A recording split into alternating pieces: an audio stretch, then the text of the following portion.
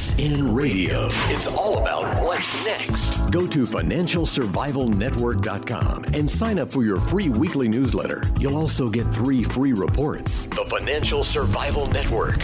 It's all about what's next.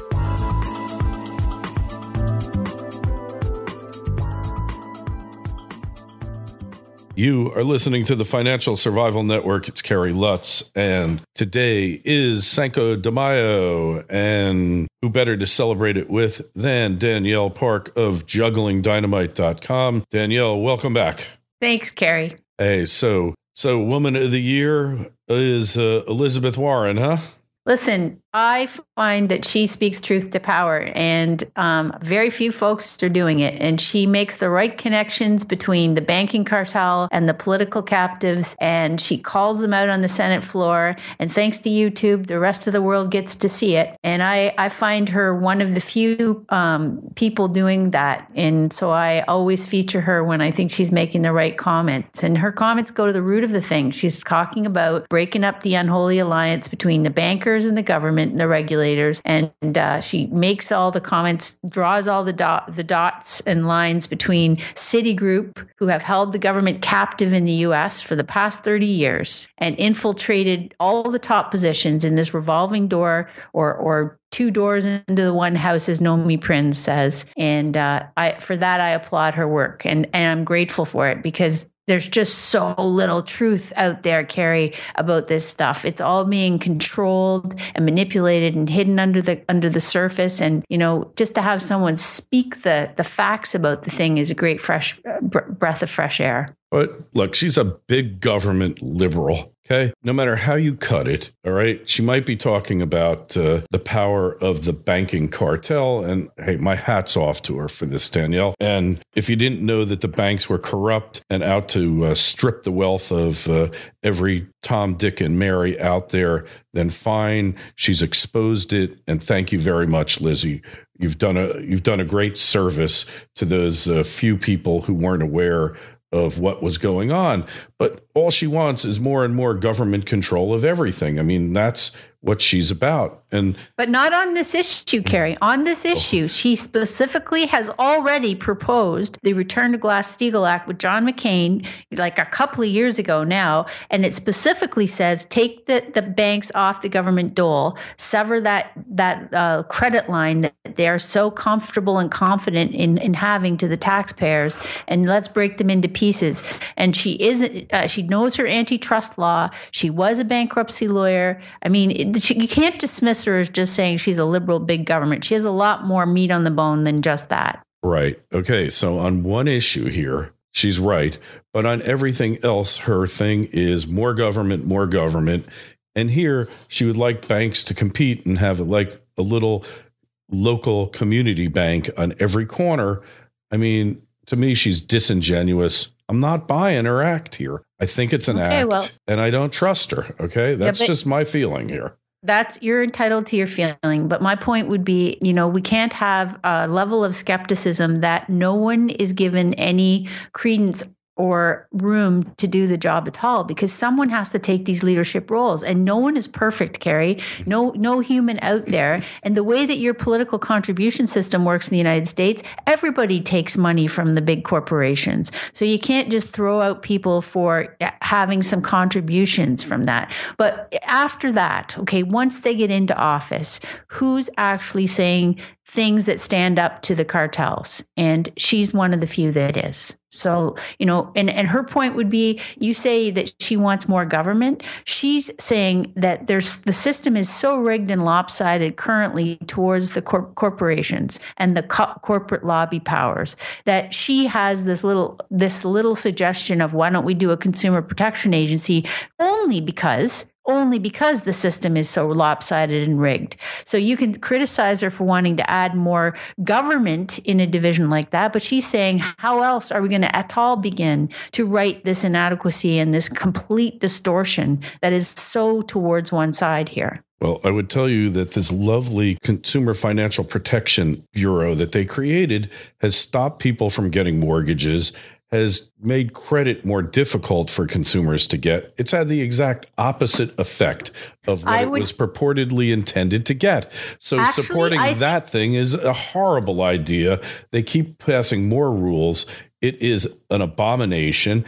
And it's exactly those solutions that make me suspicious of this person and show that she doesn't know how the real world really functions, because she's been in an academic ivory tower her whole life in Harvard, where she pretended to be a minority 1/32 of a Cherokee Indian, which wasn't even true. But I won't get into that because I know your listeners get upset over that.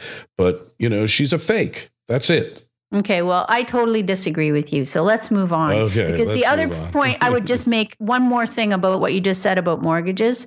The fact is that not everybody should get a mortgage. And do you know what? The Federal Reserve, Federal Reserve Chair Janet Yellen said the ridiculous comment a few months ago that credit conditions were getting so tight that only people with good credit were able to get mortgages. So should get them. That is actually the point. You need a system that controls the amount of mortgages that are being funneled into the populace, because all that does is create bubbles and look like progress that burst and create great harm to real families. So this idea that if you try and curtail the amount of credit in any way, or you make people actually have to fill out an application with honest income information as an example, and that's somehow standing in the way of progress, that's absolute garbage. Oh, we're in a complete agreement there.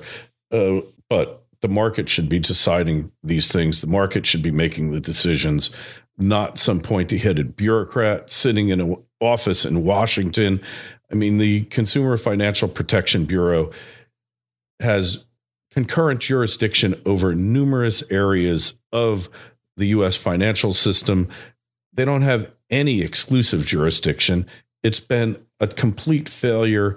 It's an abomination. And the market, which market, Kerry? The HFT driven by algos and insiders and front run, that market should be deciding that's not something. what I'm in favor of.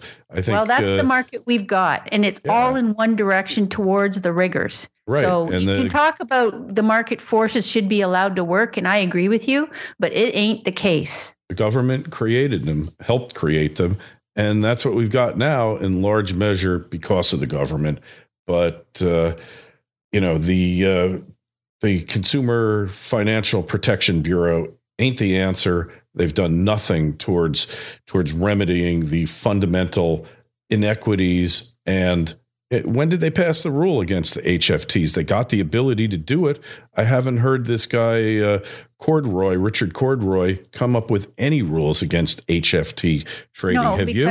No, because they won't, because the policy leaders, Ben Bernanke, don't forget, just took a gig with Citadel, the largest HFT firm in the world. So this is all in name and gesture and nothing in substance. No one of import wants to control the HFT rigging because it's incredibly lucrative for so many people who are extracting the hell out of the system again and making off like bandits and leaving a shell of a supposedly free market system for the rest of us that is going to just collapse and cause great problems once more. So this whole farce of going after this independent trader in England a couple of weeks ago, that guy's held on no bail and all that because he was supposedly the culprit behind the May 2010 flash crash is absolute nonsense, as you well know. Yeah. And every day there's on Twitter and various sites, there's evidence being sent to the CFTC. Bart Chilton took a gig with the HFT lobbying firm. He was supposed to be overseeing the HFT manipulation in the Commodities Futures Exchange. He didn't do anything. So the truth is, we put these people in a name and then you say, see, that didn't work. No, they weren't doing what they were hired or given the trust of the American people or the people to do. Danielle, you're preaching to the choir here. And look, it's a real stinky situation the government created. Well, what's the difference between the big banks and the government?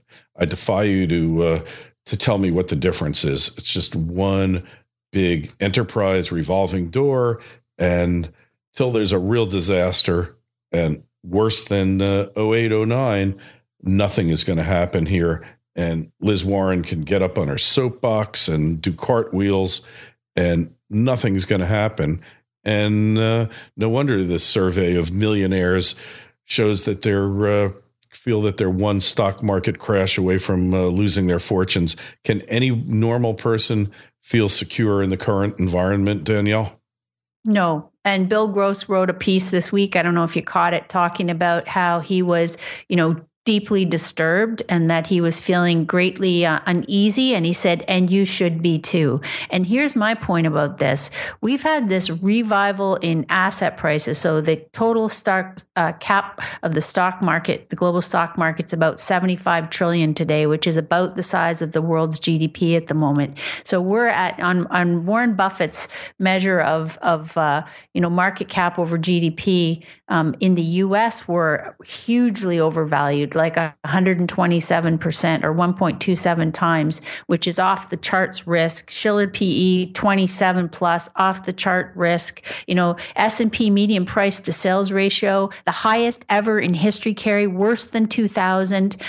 We're like a full more than 2 standard deviations above anything that was considered normal historically when it comes to all sorts of reliable indicators, the Tobin Q, you pick them. They're all off the charts. So the people who think they got away with something by reviving the stock market and asset prices, the junk bond market in the past few years through QE and all these infusions from the public purse, the people who've seen their assets rebound and are now gloating and saying, I'm talking about the banking sector, saying, see, everything's good, everything's good. Well, that is where the supreme vulnerability presently lies, because those people that are so happy that they, quote, got their money back are the very ones who are now the most overvalued and the most exposed to this next down cycle. So, unfortunately, they don't think, oh, gee, I should take some of that money off the table because I feel this growing anxiety. I know it's not right somehow. I realize assets shouldn't be going up to these insane valuations when the U.S. economy,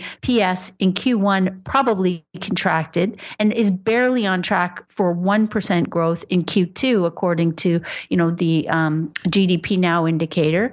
So anyway, we're talking about a possibly recessive environment today and the stock market at the highest valuations in history. So, of course, people who are exposed to that should be feeling extremely vulnerable. And anyone who's honest or has any sense about them is admitting that openly, saying, geez, I feel really nervous. Stan Druckenmiller said it. I mean, anyone that's been around the business for a long time and has seen these bubbles come and go and seen the devastation that happens after the bubbles burst is saying, this is just a nightmare waiting to happen. And it's, Chinese stock market up 80% since last fall is another nightmare waiting to happen. There were something like 400 brokerage accounts opened in just 1 week a couple of weeks ago. 4 million, yeah. Sorry, 4 million. Yeah, I meant that. Sorry. So yeah, it's like everywhere you look, insanity reigns and everyone's levered to these valuations that are crazy and won't persist.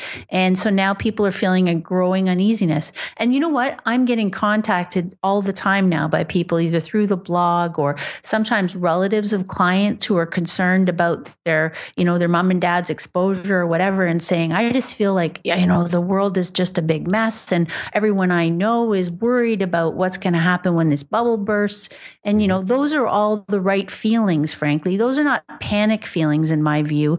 Those are your inner child voice saying to you, this is a complete mess and it shouldn't be like this. And I know that we don't get to keep all this.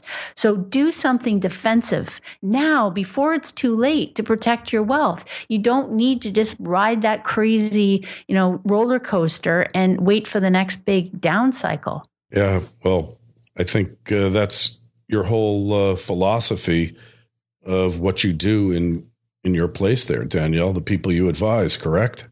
Yeah, it's about trying to avoid the down cycles. If you can avoid the loss cycles, then you'll be able to get further ahead. Even if you miss out on some of the crazy upside parts, if you don't lose capital and you keep advancing it forward year after year, then you're going to be in a position of liquidity and strength when everyone else is panicking and selling at the bottom, because that's what they do. Very few people hold on through the crash and don't sell at the bottom. A lot of people hold on too long, lose a bunch of money, and then panic, and that creates creates the final buying opportunity at the bottom for anyone that hasn't been in, hasn't lost, and has liquidity. But, another report I noticed there was out of the International Monetary Fund talking about this evaporating liquidity in global markets. Kerry, this is a huge theme because if you look at it, so the world has 75 trillion market cap again, thanks to the ramp up the past couple of years in particular. There's 100 trillion of global bonds trading. There's something like $555 trillion of derivatives trading in the world today. Think about that. The earth has not added more real estate, Kerry. We still have the same real estate on the planet that we've always had. All they've done is add more trillions of leverage the past 6 years so that all this stuff would get reinflated and the idiots would look like they were the right ones. Like the fools that caused the crash in 2008 are the ones that are back looking like they were smart after all. So all that is just the big sideshow, and it doesn't have to suck people into it. If the math doesn't work, if the historical valuation metrics are flashing red and you're, ignoring all that because you want to believe that ill-gotten gains can be maintained, then I think you're doing yourself a great disservice. But anyway, so you'll see right now in the media, there's articles being floated by the big banks through various international agencies. The Bank of International Settlements, which is just a board of the central bank heads, right? But they go to this meeting in Europe once a month, and while they're there, they talk in the third party about the credit bubble they've created. It's like, it's absolutely bananas. But anyway, they're subtly dropping hints through various international organizations, and that's being reported in the media saying, hey, there's not enough liquidity in the banking system. It's evaporating. There's huge swings in the German bond market this week because of all these distortions that central banks have created. And anyone who's following it knows that it's going to be a disaster. And they're not saying it in their official roles as central bank heads. They're saying, oh no, don't worry, carry on, we're all good. As soon as they get on any kind of a broader body, they start talking about what a disaster that has been created and how all this liquidity is evaporating. But this is kind of like, looking in a mirror when you're listening to them. Because I also think to myself, actually, they're just laying the groundwork for when the poop hits the fan the next time. So they can say, see, we did warn through the international agency. And they're also blaming, who are they blaming for these risks that have built up in the system, Kerry? They're not blaming themselves and their reckless, crazy. Oh no, they're blaming the recent spate of regulation that has made banks build up capital ratios. They're saying that this is the cause for the strain and the lack of liquidity currently mounting in the world. These wackos have $555 trillion of leverage built into the system, and they think that any curtailment on that leverage or any buildup of cash that's mandated by regulators is going to break the system. Like this is why you can't, the free market stuff that you reference, that's a farce. There's no free market here. And there's no yin to the yang here of the free markets with some reasonable regulatory force. You need them both. You can't have it all one way. You can't have unregulated markets because this is what happens. We've had unregulated markets, and this is where we've got into this complete nightmare again. So anyway, that's my rant. Your rant for the bye week. But, look, it took a long time to get where we are, and a lot of mistakes got made. And crony capitalism is just the natural outgrowth of it. But giving these guys a government-backed insurance policy, first for their institutions or their institutional depositors, then for their institutional investors, then for their shareholders, and then for the management, what do you expect to happen? Of course. That's the backbone of it. And that's why I go back to, we can't fix this system from the top down. We have to fix the system from the bottom up. And that means we need to break up and get people back on their own dime. I agree. And breaking them up is just the beginning. Because breaking them up would get rid of the main power holding the system together. Once they're gone, then you can really begin the fundamental transformation of the system. I mean, and it needs to be transformed. And everybody needs to hold their own weight. We've got all this, these deformed institutions, corporations, individuals, and this goes back to everyone shouldn't have a government-backed mortgage. Sorry, not good. If you can't qualify for one on a traditional credit because you don't have enough down payment or because you have bad credit, then you shouldn't get a loan. Sorry, it's not going to be in your best interest to get one because your habits are going to drive you into the ditch. Yeah, absolutely. Absolutely. And I think we'll conclude on that note. So check out Danielle's site, jugglingdynamite.com. As always, you'll find a link to it on financialsurvivalnetwork.com. Danielle, we'll talk to you in a couple of weeks. You be well. Okay, Kerry. Thanks, Kerry. FSN Radio. It's all about what's next. Go to financialsurvivalnetwork.com and sign up for your free weekly newsletter. You'll also get 3 free reports. The Financial Survival Network. It's all about what's next.